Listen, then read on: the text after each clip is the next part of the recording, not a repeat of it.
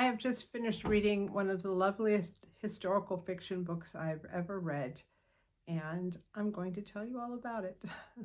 This video is part of a collaboration named Thursday BookTube and is hosted by myself and Patty at Life with Patty. Every Thursday, we encourage you to upload anything book-related, book reviews, bookstores, bookmarks, coloring books, cookbooks, children's books.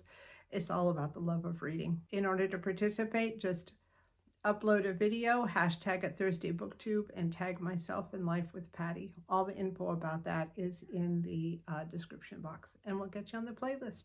The book I'm going to be talking about today is named Northwoods, and it's by Daniel Mason. Daniel Mason was a Pulitzer Prize finalist at one point, and the book Northwoods was one of the 10 best books of 2023 by the New York Times. So this book is set on a piece of property in Western Massachusetts, and it covers 400 years of history, but it's not like that. It's not a big Wikipedia entry. It is far more than that. It starts during the Puritan era and ends in the present day era. And this piece of property sort of morphs and changes and expands and contracts. A house is built there, an orchard is built there, the house is neglected, the house is remodeled, the house thrives, the house is ramshackle. Over the years, this is what happens to the house and the piece of property. As well as the house, you also see what happens to the people who live there and pass through there.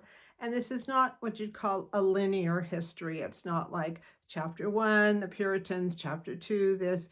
It's a series of stories, a series of long stories, short stories, and all of them written in the style of the time that the story takes place. So when the story opens, it is written in the type of English it would have been read or spoken during the time of the Puritans, and so on through the book. The author takes periods of time and focuses on that, on what happens to the property and to the house during that period of time and with those particular people. And some of the periods of time are longer, some of them are shorter.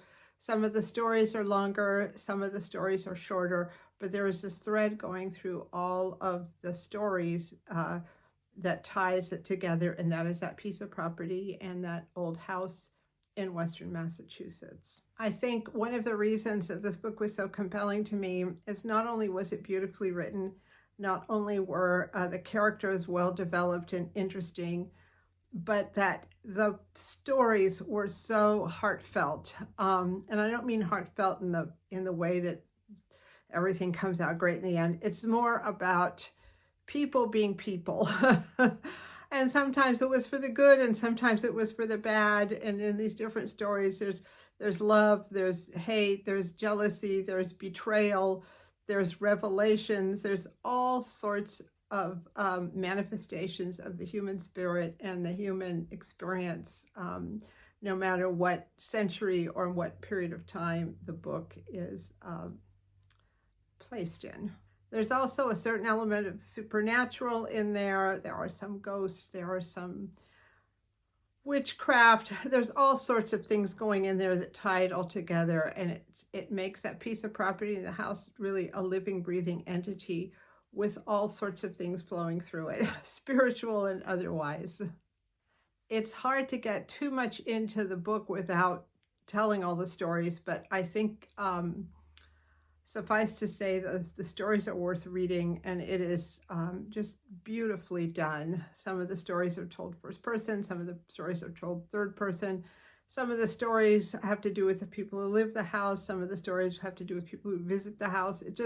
He takes just little periods of time and whatever is happening in that moment and does a story about them. And those periods of time, those stories really make up the story of America over 400 years, because whatever is happening in the stories reflects what was happening in that time. I was reading a review of this book at one point, and it said that basically the main character of this book is the house. And that's very true. The house and the property is definitely the main character. It starts small, it gets bigger, the property expands, the property contracts, the property is being used. I don't know, it's something. The property goes through as many changes as anything else, again, all reflecting what is happening in the world around and in the history of our country. So I have found Northwoods to be an incredible book. I was able to purchase it off of Kindle, and I read it. It took me several days, and I enjoyed every minute. I'm glad I purchased it because it's going to be something I definitely will read again. And I can't say that about a lot of fiction books. I'm having a hard time finding fiction books that are good. I read them, then I start, and there are a lot of people who are very disciplined and will read a book to the end even if they don't like it. I am not that.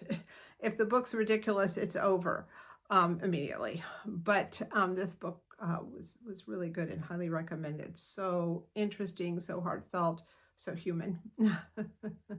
And because it was historical fiction and so closely based on actual historical events, it was a little easier for me to read than some of the fiction I've been trying to slog through lately. There was really a basis of history in this, and a very, I guess, compassionate, heartfelt, and realistic look at what lives were like in these different slices of life. So that's my review this week. Northwoods. Loved it, loved it, loved it. If I were to give stars, I would give this a 5. Hope you find it and read it, and I would love to hear what you have to say about it too. Thank you so much for watching.